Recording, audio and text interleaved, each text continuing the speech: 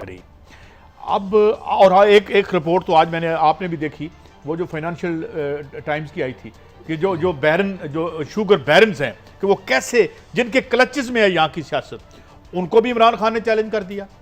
जो वजीर हैं कैबिनेट में बैठे हुए, उनकी जो रिपोर्ट आई है वो होशरुबा है। ये क्या होने जा रहा है? इलेक्शन दोबारा हो रहे हैं और खान साहब ने क्या सोच लिया है? बिस्मिल्लाहिर्रहमानिर्रहीम। काजी साहब कायदे आज़म के बाद कमो बेशतर 40 साल से इस मुल्क को माफिया चला रहे हैं। वो शुगर माफिया हो, वो कब्ज़ा माफिया हो, वो रेटिंग माफिया हो, वो चोर और डाकू। अब रोज़ाना हम वीवर्स से भी माफ़ी चाहते हैं कि इन्हें बुरी खबरें सुनाते हैं। बदकिस्मती अच्छी खबर हमें मिलने को मिलती नहीं, ढूंढ आप समझते हैं काबीना में फूट बुरी खबर है? नहीं, रूटीन है। देखिए मगर क्यों उन्होंने ये इल्जाम लगाया? मैं बताता हूँ। स्टार्ट में ना आपने सुना होगा कि अगर कुत्ता इंसान को काट लेना कोई खबर नहीं, लेकिन इंसान कुत्ते को काटे तो वो बहुत बड़ी खबर है, क्योंकि इंसान की नेचर में नहीं है जानवरों को काटना। तो आजकल लोगों ने कुत्ते छोड़े हुए हैं मुख्तलिफ लोगों को काटने के लिए। वो उनका मतलब है रिएक्ट होके ये कुत्ते को काटे। तो कुत्ते को जब पावला हो जाए तो उसे कुचला दिया जाता है, उसे काटा नहीं जाता। अब काबीना में डिफरेंस क्यों है? गुलाम सरवर साहब को क्या मुश्किल है? उनके खिलाफ एक इंक्वायरी खुली हुई है। इंक्वायरी खुली है। फरदौस आशिक अवान साहब भी एक जगह बैठी थी, उन्होंने कहा मैं इस भट्टी साहब ये पीटीआई की कैबिनेट के बड़े सीनियर मेंबर हैं। देखिए गुजारिश ये है, पीटीआई वो देग है जिसमें चीनी भी डली है, लाल मिर्चें भी हैं, काली मिर्चें भी हैं, सब्जी भी है, दाल भी है, हलवा भी है, कस्टर्ड भी है। मुख्तलिफ लोगों को उठाकर इसमें फेंका गया, एक देग बना दी गई। अब वो जिसको भी हाथ डालते हैं इमरान खान साहब, वो करप्शंस के अंबार निकलते हैं उसमें से।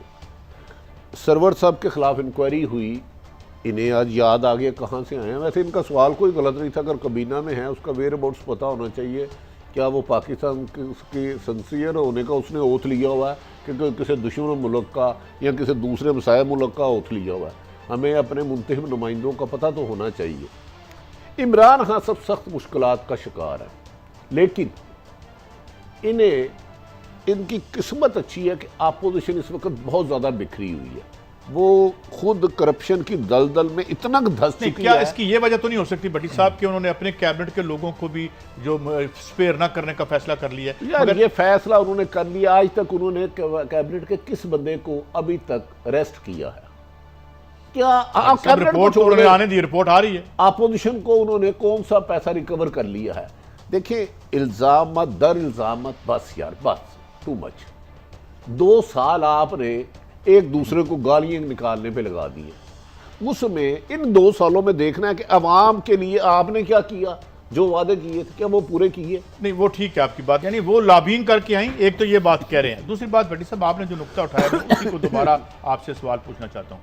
आप ये कह रहे हैं कि इधर उधर से लोगों को उठा के लाया गया और अब जिसको खान साहब हाथ डालते हैं पता चलता है कि उसके भी हाथ रंगे हुए हैं मुबैना। उससे ज्यादा माजी से ज्यादा करप्ट है। उन्होंने कहा इधर उधर से लॉबी करके आए। मलिक साहब मेरे दोस्त वफाकी वजीर हैं फवाद चौधरी, ये बताते किससे लॉबी करके आए?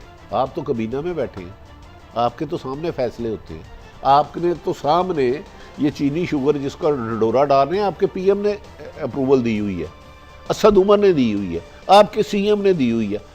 आप चोरों को ढूंढ क्यों रहे हो? पहचानने की जरूरत है, सामने है। मगर भट्टी साहब सवाल ये नहीं है, सवाल ये है कि लीडरशिप क्या होती है। अभी आपने कैबिनेट की बात की जी, फूट है।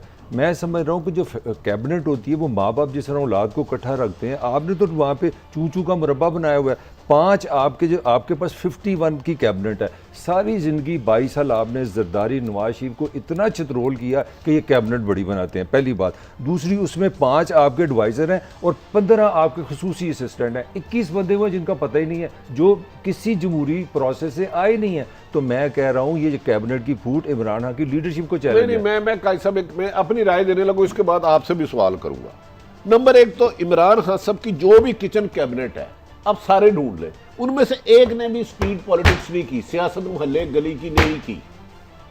लैंड हुए हैं कहीं ना कहीं। जुल्फार बुखारी ने नहीं की, आपको इतनी पॉलिटिक्स नहीं, बड़ा करीब आदमी है इस वक्त। सबसे इस मैं वक्त समझना चाह सेकंड रहा हूं। पीएम वो है ना, हाँ, तो इस वो वक्त सेकंड वजीर आज़म, बल्कि असल वजीर आज़म भी कह लें तो कोई नुकसान नहीं है। वैसे तो आजम खान का भी नाम है, असद उमर का भी नाम है, ये असद तीनों उमर का का बड़ा भी, नाम है। असद उमर ने कहाँ की है, वो कराची के रहने वाले इमरान खान के नाम पे वोट लिया तो आगे। जब आप गैर मुंतखब जिन लोगों को अवाम के मसाइल का नहीं पता, अवाम ये बड़े छोटे छोटे मसाइल हैं, मेरा सीवरेज बंद हो गया, मेरे मोहल्ले में साफ पानी नहीं आ रहा, मेरी सड़क टूटी हुई है, मेरी स्ट्रीट लाइट नहीं चल रही, आपने हमेशा बल्दियात निज़ाम को कहा कि आप पावर्स नीचे तक ले जाएंगे। बल्दियाती निज़ाम कहाँ है आपका? 2 साल हो गए ना, जिक्र ही नहीं उसका। यार, मलक एक मिनट, साहब गुजारिश है, आर्टिफिशियल तरीके से जब हुकूमत चलाएंगे ना नहायत अदब एहतराम से, तो उसके नताइज बेहतर नहीं आएंगे। हमने अब सियासत को टॉक शो और सोशल मीडिया तक महदूद कर दिया है। भट्टो ने सियासत बड़ी की साहब थी गली मोहल्ले इससे में। थोड़ा सा ऊपर और लें। हमने सियासत को महदूद कर दिया है किन बातों पे कि हमने एयरपोर्टों को जो प्रॉफिट में चल रहे हैं प्राइवेटाइज करना है, उसमें भी पैसा है। ठीक है। अच्छा, अब आप ये है कि आप जो बात कर रहे हैं, अगर मैं इसको और अंदाज में कहूं कि जब आप सियासत एक हुक्मरान तबके के मफादात के गिर्द सारी चल रही होगी, जिस तरह आपने कहा कि नीचे स्ट्रीट में कॉमन मैन से तो उनका ताल्लुक नहीं है, तो फिर ये हम हिस्से बखरों पे लड़ेंगे मलिक साहब? देखे ना, ये शहजाद अकबर, जुल्फी बुखारी और 5-7 जो किचन कैबिनेट है, मुझे बता दे इन्होंने कभी गली मोहल्ले के कोई मर गया हो तो अफसोस करने गए हो, खुशी गमी में जाते हो? एक नुक्ता यार क्या बात करते हैं हम, जमहूरियत को रोते हैं, पहले आप साबित करें। मैं कहता हूं ये जमहूरियत नहीं है, ये बदतरीन डिक्टेटरशिप है। नहीं भट्टी ये साहब, जियाउल हक से ज्यादा मार्शल साफत पे मैं साबित बड़ी साहब, हम बात तो कर रहे हैं ना, मैसेज पे चीजें चेंज मार्शल होती हैं। हमने देखा साफत किस मालक को टेलीफोन जाता था और वो कहता है जी फलां बंदे को ना बुलाए। नौकरी से आमर वतीन रऊफ का आसरा क्यों नहीं नौकरी में जा रहे? क्रेडिबल साफी है यार। काम हमारी जबान पे खौफ के ताले भी लगाते हो सब। जी भट्टी साहब, ये कराची में क्या होने जा रहा है? अच्छा देखें, जब तक कराची में अमन नहीं होगा, खुशहाली नहीं होगी, पाकिस्तान आगे नहीं जाएगा। मैं मोहतरम, मेरा छोटा भाई है उस्मान डार, ये आइन के मुनाफी समझ रहा हूँ। भाई पाकिस्तान की फौज है, रेंजर है, ये टाइगर फोर्स कौन सी आगे को लीड करेंगे? किस कानून के तहत, किस आइन के तहत? क्या रेंजर के मुकाबले में फोर्स बना रहे हैं? कराची का अमन पिछले 20 सालों से रेंजर को 2 दिन के लिए निकाल लें, कराची में वही बोरीबंद लाशें, वही पूरे आधे घंटे में कराची बंद होना, कत्लो गारत अल्ताफ हुसैन फोर्स थी वहां पे, बहुत सारी आ जाएगी, अमन फोर्स आ जाएगी, अमन कमेटी आ जाएगी। भट्टी साहब 20 साल से रेंजर मुझे हो गया सिर्फ वहाँ ये पे। बताएं किस कानून के साथ ये, क्या रेंजर का मुकाबला करना है टाइगर फोर्स ने? पाक फौज का करना है? किसका करना है? ये टाइगर फोर्स की जरूरत क्यों पड़ी? मुझे ठहर जाना, कहते हैं गवर्नर राज वहां लगाना है। मैं कराची का वकील नहीं, मेरे ख्याल में इस इशू पे कोरोना में कराची ने बेहतर परफॉर्म किया। पंजाब में 5 आपने चीफ सेक्रेटरी बदल दिए, 5 आपने आईजी बदल दिए, और फिर आईजी ये एक ऑनेस्ट आदमी है शुएब दस्तगीर, इसको भी बदलना चाह रहे हो। सिंध का एक आईजी बदलने के लिए आपने 3 महीने उनकी लकीरें निकलवा दी। गवर्नर आज यहाँ लगना चाहिए कि वहाँ?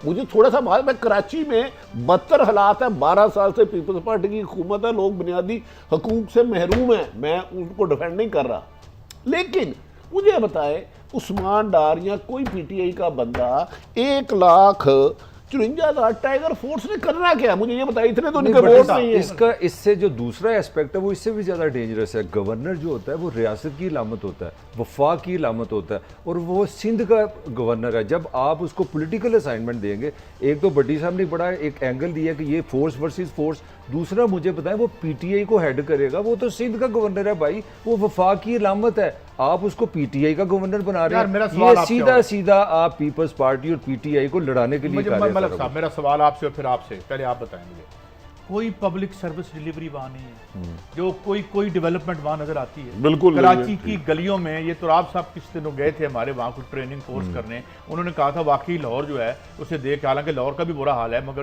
कंपेयर करें, बेड़ा गर्क कर दिया, कचरे का ढेर बना दिया, अवाम के पास ना, अवाम किधर जाएं, ये ऊपर लड़ते रहेंगे आपस में। भाई वो आप बिल्कुल दुरुस्त कर रहे हैं। यार, अब आपके पास सिवाय साफ शफाफ बेहतर इलेक्शन को और कोई रास्ता नहीं। नहीं नहीं इस मियां तरह साहब, नहीं खुदा का वास्ता क्या नहीं, करेंगे? 2 मिनट ठहर जा, 2 मिनट ठहर नहीं, जा। अवाम को फिर नहीं, इंडिया भेज दे, किधर किसी मुल्क 85 के क्या इलेक्शन, करें? और 2 मिनट, अब 2 मिनट आपने जवाब किया। 85 के इलेक्शन शफाफ थे, नहीं 88 थे, के शफाफ नहीं थे। उसके बाद 97 के शफाफ नहीं, थे। नहीं शफाफ थे। इलेक्शन नहीं, इन लोगों पाकिस्तान में जमहूरियत के नाम पर 2-3 खानदान मुसल्लत होते हैं और धांधली आके के इलेक्शन के आपका नाम खून पर निचोड़ते इलेक्शन हैं। नहीं होता इस मुल्क में।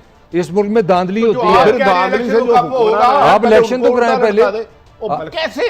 आपको नहीं पता अपना नवाज शरीफ किस तरह इलेक्शन में आया? यार आपको नहीं भाई पता मेरे- बेनजीर किस और तरह? भाई मेरे भाई, सबको आपको आप पता है। सारी दुनिया इलेक्शन कर रही है। इलेक्शन के बाद जैसे भी जाली आ गई, 5 साल तो गंद ही निकलेगा ना, गंद से गंद ही निकलेगा। और भाई तो गंद फिर से गंद गंद को निकलेगा। खत्म करो। नहीं तो साफ इलेक्शन गंद कराओ को ना। खत्म अच्छा नहीं अच्छा करना। दोस्तों साफ दोस्तों इलेक्शन नहीं कराने। दोस्तों, नहीं, साफ साफ इलेक्शन ना कराओ। मेरी खबरें रह जाएंगी। 10 सालों में नून और पीपल्स पार्टी थी ना, करा लेते ये शफाफ। गंद से आए। अच्छा, मेरे मैं आपको मैं आपका- डिटेल दे मैं दूं आपको- सर, किस मैं तरह किस आपका तरह दोनों का मसला। बेनजीर का किताबों में लिखा है कि उसने कोंडा राइस ने कह दिया था कि you are the future prime तो मिनिस्टर फिर आप इस पार्टियों के दोबारा इलेक्शन में लाओगे, मैं ये इन्हीं कह को रहा हूं, लाएंगे। इलेक्शन से नहीं आते। ये सिलेक्शन है। यही मेरा आर्गुमेंट अच्छा है। अच्छा अच्छा